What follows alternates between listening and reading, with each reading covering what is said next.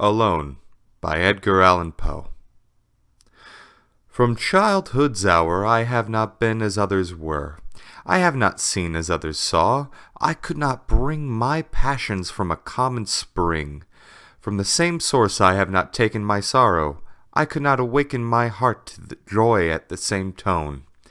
And all I loved alone. Then, in my childhood, in the dawn of a most stormy life, was drawn from every depth of good and ill the mystery which binds me still, from the torrent or the fountain, from the red cliff of the mountain, from the sun that round me rolled in its autumn tint of gold, from the lightning in the sky as it passed me flying by, from the thunder and the storm and the cloud that took the form, when the rest of heaven was blue, of a demon in my view. And welcome back. This was Alone by Edgar Allan Poe, and this is the part of the video where we're going to analyze the poem. As many of you are familiar with poetry, and Edgar Allan Poe in particular, you might kind of already know where we're going, but I decided to break up the analysis into three separate parts, and starting with part 1, Owner of a Lonely Heart. The first section of the poem, the first half really, it really covers how Edgar Allan Poe feels as from an early age. It starts out that from childhood's hour, I've not been as others were. From an early age, he really feels like he's not the same as other people. And he illustrates how he feels this way, and why he feels this way, because he can't find the same passions, joys, and sorrows that many of us feel when we have our passions, joys, and sorrows.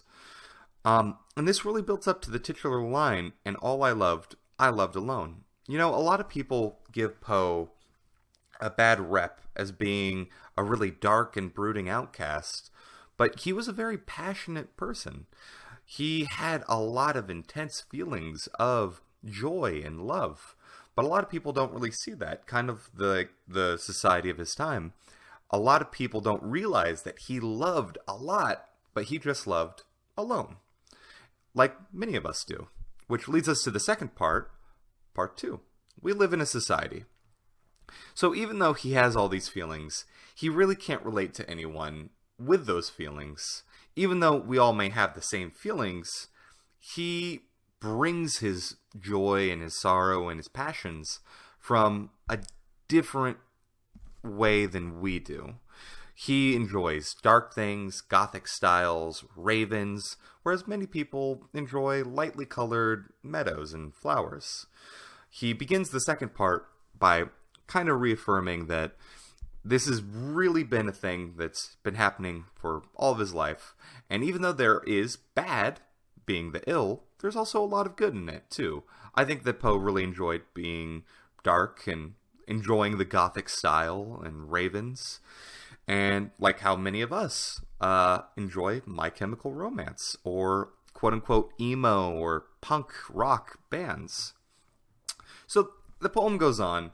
And this section, these couple lines really, to me at least, it reaffirms that no matter where he goes, he's still an outcast. He's still going to be a part of society, no matter where it's in the torrent or the fountain, red cliff of the mountain, from the sun, in the autumn.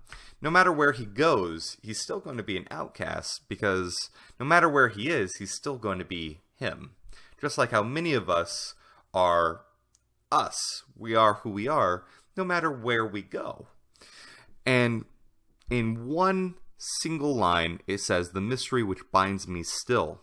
This is very important. The mystery is, why do people see him as being a monster? Why do people see him for being so different? So the last couple lines, and the cloud that took the form, when the rest of heaven was blue, of a demon in my view.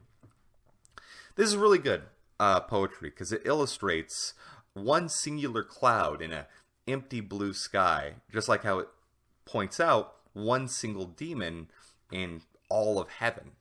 This really kind of illustrates that while a lot of people will consider themselves to be angelic. They'll see themselves as being a perfect little angel, and anyone who's different is kind of a gross monster, or in this case, a demon. Anyone who's seen Mean Girls will understand the reference, or anyone who's been in high school will understand the jocks and the preps kind of set the standard of we are the best, we are the angels, and anyone who isn't us, the nerds, the geeks, the emos, the goths, they're just demons. And I think this really goes to the third part, which is the main focus and theme of the poem, that it really ought to be okay to be different. I know we see this a lot nowadays, but it's still a message that needs to be said over and over. What draws us to Poe and to his poem of Alone is that a lot of us can relate to feeling like an outcast. But it's really important to remember that in the beginning of the poem, he doesn't state that he's an outcast. He just states that he's different, that he has different passions than most people. He takes joy from different activities than most people. He doesn't say that these are bad or good, even. He just says that they're different. And yet, at the end, he illustrates that he's being painted out as a demon, whereas everyone else sees themselves as angels. I feel like society a lot of the time will take the norm and consider it to be the best, the end-all be-all, and anything that's different than the norm is an other, a monster. Like Frankenstein's creature. We all have something that makes us different, but the way that society treats those differences makes us feel like we're a monster, like we're lesser than. And I really feel like if we can all come together as a society to celebrate these differences instead of ostracizing the people with them. This has been Alone by Edgar Allan Poe. I am Brian, the Blatherskite Ogle, and this was Poem of the Month. I hope you enjoyed it. If you did, remember to like and subscribe, and leave a comment down below what poems you'd like to see in the future. Thank you, and have a wonderful day.